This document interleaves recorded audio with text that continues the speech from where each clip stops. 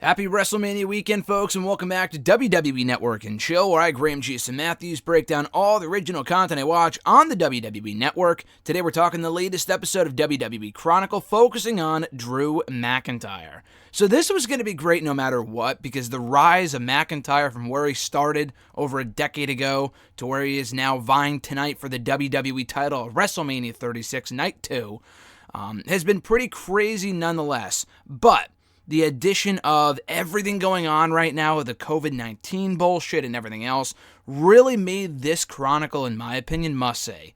First of all, I've said this before in every other Chronicle review I've done here on the network, on Network and Chill, every other Chronicle that's available on the network, they're all great.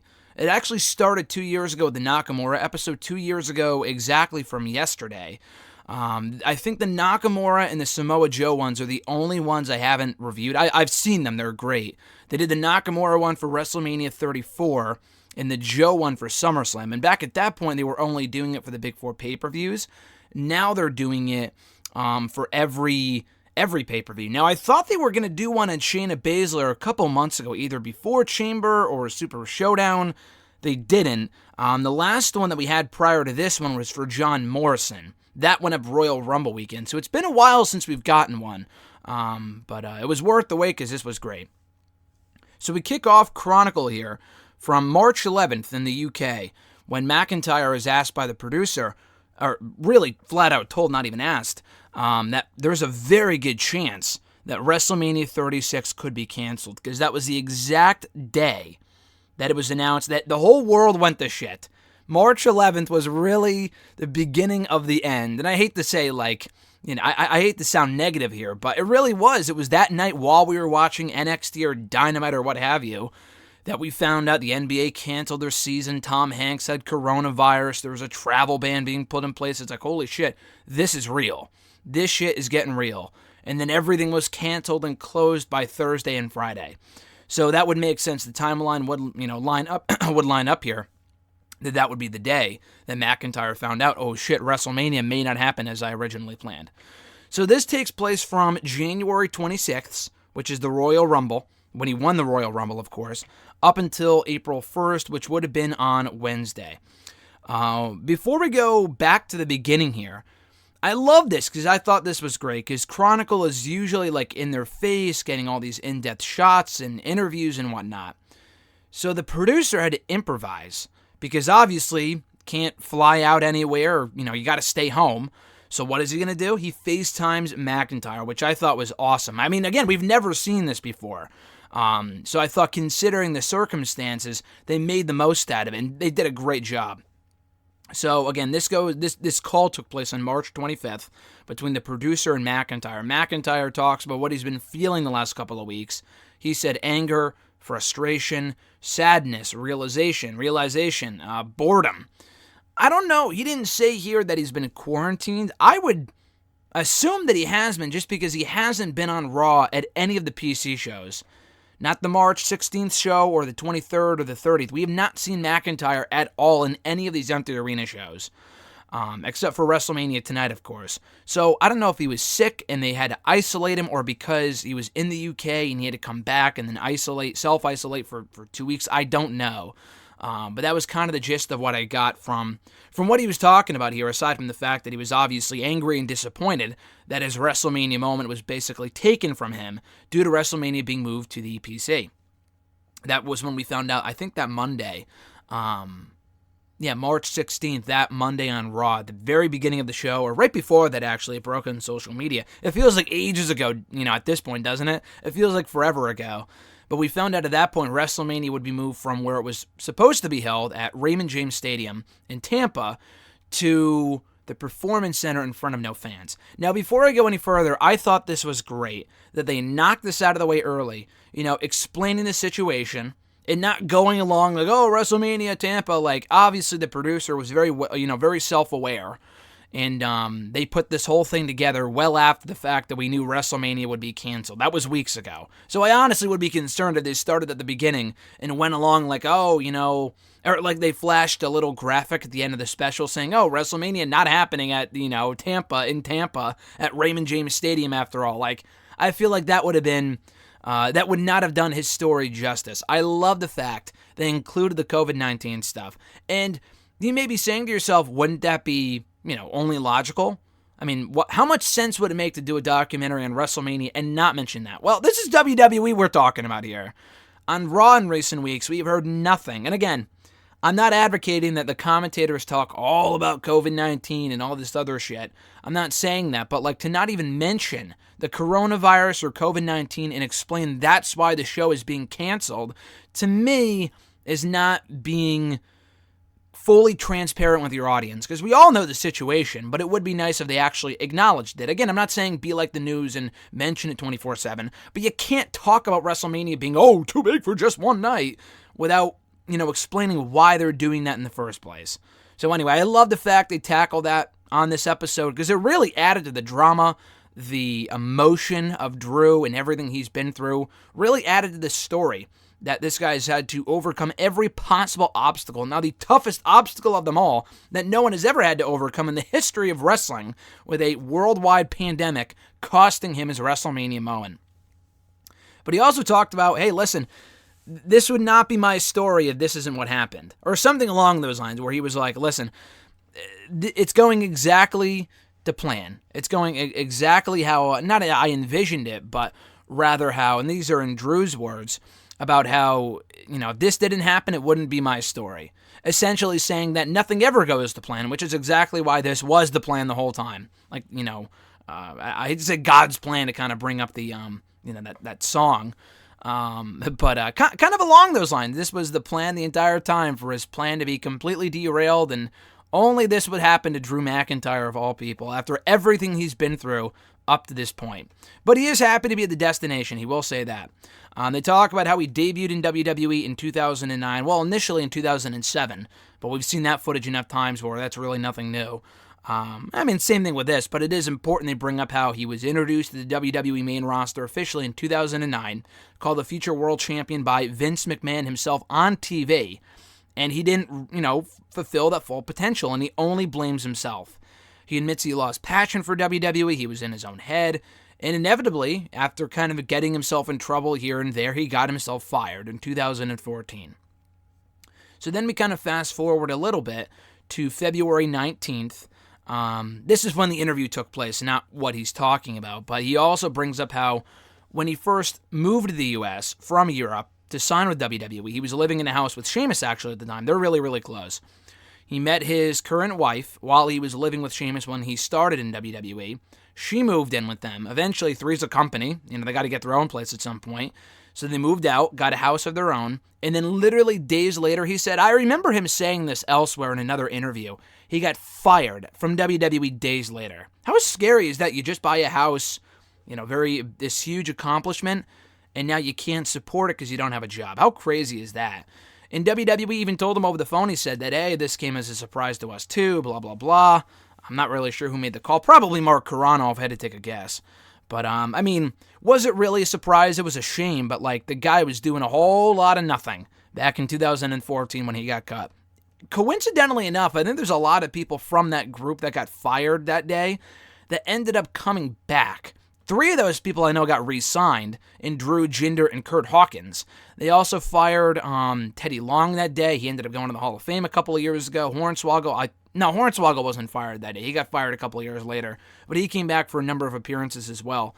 Brodus Clay didn't come back, or Evan Bourne or whatever. But still, there's a lot of people that got cut around that point that ended up coming back and being successful. All of them won gold. Even Kurt Hawkins last year WrestleMania won the Raw Tag Team titles, which is pretty cool. So, anyway. He talked about, or rather they recapped the Royal Rumble, his big Royal Rumble win, eliminating Brock Lesnar, coming out on top, lastly eliminating Roman Reigns to win the entire thing. He thanks Vince afterward, and they kind of show the same footage they did in the WWE Day of, which was great. Thanking Vince for the moment and for the opportunity and for everything he's done for him and his family, which is cool. He says, listen, I don't know if I was ready back then. I very well may have, but it doesn't matter now. It doesn't matter now. We'll never know. What I do know is that I'm ready now, more ready now than I ever will be. He thanks his wife for kind of sticking through him or by him through these, tough times throughout his entire life and the ups and downs and everything else in between. Said it was all worth it to get to this point. They show the Raw interview that he did about a week or two after that with Charlie Caruso, where he talked about, she brings up, oh, did you ever think you would return to WWE? He said in the interview, no. So I feel like he just said that for TV, because he actually said right before this, as part of this documentary, that when they said, oh, it's kind of a surprise to us too that we're going to have to let you go, and they said, we hope to see you down the road or whatever, he said, you will. Or like, I hope so too, or whatever, something along those lines. I remember him doing interviews right after he got fired saying, I will be back in WWE. Not that he was lobbying for his job back, and obviously he was bitter, but he wasn't shitting on the company the same way a lot of other people do. I mean, he was taking shots at WWE when he was in TNA at the very beginning. But other than that, though, I thought, I could have sworn maybe he didn't say that, but other people were saying that he'd be back at some point. I don't remember. But he went out and he fucking killed it. And, ended up, making this awesome independent career for himself and Evolve and Progress. Not Progress, but the What Culture promotion, Impact, obviously. Did a lot of cool things before coming back to WWE in 2007. Anyway, so he recalls his crazy schedule and, fucking staying up until 3:30 in the morning to iron a suit and then waking up like 3 hours later. That's part of the WWE, schedule. But he does say, listen, if you love what you do, you'll never work a day in your life, which is absolutely true. He watches back the pop to his Royal Rumble win. It was a very a viral video on Twitter from the Glasgow bar. And he's always seen videos like that, but he never thought it would ever happen, for him or his moment. Like, he's seen it before for WWE things, and specifically, like, the World Cup finals and whatever, because those European crowds can get crazy in a great way. I love it. And that reaction to Drew's Rumble win from that Glasgow bar was awesome. It reminded me of the reaction, I feel like, maybe it wasn't in Glasgow, but it was definitely one in Europe. And I feel like it was in Ireland or something. It was the reaction to the Hardy Boys coming back. And it's on YouTube at WrestleMania 33. The reaction is my favorite reaction video, aside from me being there, Anyway, so we see him at Raw the next night after the Rumble. The Viking Raiders come up and congratulate him. Sarah Logan congratulates him on his Royal Rumble victory. We see him squashing the OCs, Luke Gallows and Carl Anderson in the 2-on-1 handicap match before being attacked by Brock Lesnar. We also see him revisit the old FCW arena, which is timely because they were just there. I don't think he was there with that group of guys that went back with Steve Kern for that FCW documentary. I think he just went back on his own because he lives in Tampa. He recalls his journey and he mentions how he never really had any formal training over in the UK before coming over to the US to sign with WWE. And he credits Steve Kern for kind of believing in him. Steve Kern was all over that FCW documentary, which was a great piece of business, so definitely check it out if you haven't already. He tells a story about how there was one day where Vince McMahon, it was known that he was coming over to the FCW arena. So everyone that was on the card that night was putting together all these, great matches with these big spots to impress Vince. And he wasn't supposed to be on the card. He actually got put in a match on the card, I believe probably by Steve Kern. I don't know who else it would have been. At the very last minute with some incredibly out-of-shape, unfit opponent. He didn't say who it was. I have no idea who that would have been at that time. But he said his opponent made him look bad. He didn't hold his own. The match sucked. So he went in there and Drew, legit beat the fuck out of the guy. He kicked him, almost kicked his head off. He was pissed. And he believes it was that tryout match in front of Vince that really earned him a spot on the main roster because Vince liked his intensity. We see Drew do a meet and greet for Cricket Wireless. He said that there would be 200 people there, ended up being 500. Talks about how grateful he is for the fans. We also see his wife, Caitlin, who says that he's gone through a lot of internal changes over the course of his career and life and whatnot. He sees his new shirt that was made for him, which is a great shirt, by the way. It's Drew with a sword in his hands, and it kind of makes the connection that was the same tattoo on Brock's chest, and now it's the sword is pointing up to his head, or I'm going to knock his head off with a Claymore kick. It's a kind of loose connection, but I thought it was cool. He said that every up and down has made him who he is today, and that he would not change a single thing because he's as happy as he's ever been. He's the happiest he's ever been in his entire life right now. And he's very happy things fell into place the way they have. He shows off this really cool jacket, and I thought he was going to say, I'm going to wear this to Mania, and he very well may, but he's at his, Tampa house or whatever, and he's showing off this jacket that he wore once in WWE, not during this current run, but way back when in 2012 for a Superstars match against Jinder Mahal the night before 3MB formed. I remember that because I remember saying, first of all, I watched Superstars because I'm a loser. Second of all, I remember the match because it was the one match I think Drew ever did in WWE where they tried him out as a babyface. And I thought it worked. I was thinking, wow, this is going to be cool. And then they literally formed the loser faction the very next day on SmackDown with him, coincidentally, Jinder and Heath Slater. And it was meant to be like, oh, cool little faction for Heath. Like, dude. I mean, listen, I was never a big 3MB guy. They were entertaining at points. It was a complete waste, though, of Drew McIntyre. And at that point, he wasn't doing anything. But, like, to see the guy doing the air guitar when he could have been doing way, so much more than that. And he could have been, experimented with as a babyface. They went in a totally different direction, and it just didn't work out. And he obviously got fired a few years later. But I thought it was cool he was showing off that that jacket. And it kind of transitions into Jinder coming over, who probably also lives in Tampa because he just shows up in his, fucking garage. And Jinder talks about how he knows better than anyone how hard Drew McIntyre works. And Drew talks about, hey, listen, it's all about perspective. To me, you have your ups and downs. I want to do this and, be the biggest badass, whatever. But to me, being a part of WWE is still pretty cool. At the end of the day, regardless of what I'm doing, I'm still a part of the show. And I don't get the sense that he's content, but rather he's, you got to find balance. I don't work there, so I don't know. But I would assume that you can't just be, happy to be here and, settle for mediocrity like, some people, like Zack Ryder or whatever. But you also got to keep pushing yourself, and it sounds like McIntyre is in that right headspace, which is cool. They joke about 3B reuniting in 2025 and how it would be like The Shield, but better, Jinder says, which is comical, but I get what he's saying. I'm honestly kind of surprised they haven't really done anything with those three on the time they've been back in WWE. I think Jinder went back to SmackDown in the draft. I have no idea. I have no fucking clue. I think he actually got sent back to Raw, but Heath is on SmackDown, though, so they're not on the same show anymore, but they were a couple of years ago in, 2018. I know Drew, bullied Heath backstage one time, in a segment on Raw last year, but that was about it. I don't really think they've done much with those guys. And I think they may have had Heath Slater get beaten by Jinder a few years ago on Raw, too. And I know, Jinder's totally serious now, and even more so Drew, and they obviously shouldn't do anything with 3MB. But to have, some sort of interaction would be cool, and I could see Jinder coming back at some point facing Drew. Not for the title, hopefully not. I have no desire to see that at all, because Jinder is just, as a main event level threat, is non-existent. But anyway, getting back to the documentary here, he said that a week before Mania, that's really when it becomes real, and he's very excited to face Brock Lesnar. We see him attacking Brock Lesnar at the beginning of Raw in Brooklyn at the start of March, laying him out with 3 consecutive Claymore kicks. He said, listen, put us in the ring, and it's going to be a fucking spectacle. Obviously, they bleep out the F word, but he said it's going to be a fucking spectacle, and I completely agree. If the match, listen, I think if they can go in there, I think they can have a great match.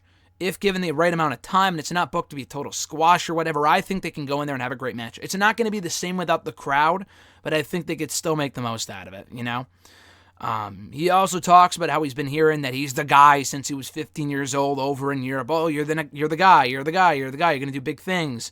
And now you can't, live off of potential forever, he says, which is a really great line. And he also brings up how his dream scenario was always him and Brock at WrestleMania, but he always had to get himself in the right physical space, be the biggest physical threat he could be to Brock Lesnar, and now he's at that point, which is even cooler. And he said, listen, whenever I'm out there smiling, we see shots of him beating Eric Rowan on Raw a couple weeks ago. He said, listen, whenever I'm out there on Raw smiling, that's the real Drew Galloway. That's me. I'm not putting on an act. It's because I'm genuinely happy, so I'm glad people are cheering for the real Drew Galloway at this point, which is awesome. He gets interviewed by The Guardian about, WrestleMania does a photo shoot, and they bring up how he used to read the X-Files or the X Factor or whatever it was, and how he was a real weird kid growing up. He remakes an album cover, I forgot what it was called, but he's in the UK doing all this. He does a radio show in the UK, and then we cut to March 12th, the day after the whole world went to shit. He's incredibly pissed off because there's a travel ban in place now. He's wearing a dumb jacket. He even admits that. He wears this, yellow Curious George-looking fucking jacket over here. And he's like, I got to be sent back to the U.S. I just got to Scotland, and they're sending me back because I woke up at I never wake up at 3:30 in the morning, but I woke up at 3:30 in the morning. I got a message from WWE telling me to head back to the United States because this shit is getting real. It excludes the UK, but it may not for long. So they got to send him back, which sucks. But he expresses disappointment, after we find out that WrestleMania got moved to the PC officially. He said things getting back to normal and wrestling in front of a crowd again will be his WrestleMania moment, not necessarily what happens tonight against Brock. But he does hope to give everyone tuning in a reason to smile, and he talks about how this whole experience, even including the last couple of weeks, and his entire journey on the whole, has given him perspective. He's gained perspective from this, and that this will be his redemption story. And he said, this will not be my WrestleMania moment. This will be our moment. And I thought that was a great note to end on. This was a great piece of business. And again, I thought the inclusion of all the footage and the talk of the COVID-19 stuff, you had to. You absolutely had to. You cannot pretend that it didn't exist. And again, that may sound like common sense, but this is WWE we're talking about, and they don't always do what makes sense. So I'm glad they talked about it. I'm glad they included it. I thought Drew was awesome here. If you weren't already a Drew McIntyre fan, you will be after watching this. So when you get time today before Mania 36 Night 2, be sure to check out WWE Chronicle featuring Drew McIntyre on the WWE Network. Coming up here tomorrow on the channel, because I know it's already up by the time I'm reviewing this, by the time this video is up, the new WWE 24 On Edge, the Second Mountain, that looks great too. I'm going to try to watch it today, review it for tomorrow here on the channel. Should be up hopefully first thing Monday morning. So check out that review tomorrow. And then on Tuesday right here on the channel, my review of WrestleMania 35 on its 1-year anniversary, I believe with Alexis. I believe we'll be reviewing it together, but we will soon see. Otherwise, guys, be sure to enjoy Night 2 of WrestleMania 36 tonight. Very much looking forward to Drew and Brock and everything else on the card. Be sure to like the video, drop a comment, share the video, and subscribe to the channel for more content. Enjoy the second half of WrestleMania 36 tonight live on the WWE Network. I'm Graham G. Matthews, and I'll catch your ass down the road to WrestleMania.